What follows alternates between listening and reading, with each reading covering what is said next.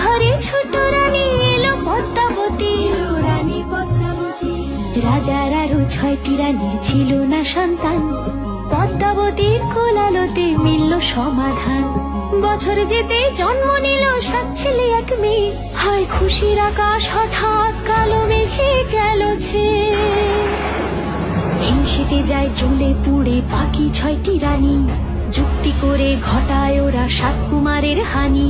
সুযোগ মতো 7 ছেলেকে মাটিতে দেয় পুঁতে, বাঁচে একা পারুল, ওরা পায় না তাকে ছুতে। ধাইমা বাজায় সেই মেয়েকে বড় করে তোলে, 7 ভাইকে পায় যে পারুল 7টি চাপা ফুলে। এত কিছুর পরেও রাজার বিপদ যে কাটে না, সূর্য নগরে সুখের সূর্য আর ওঠে না।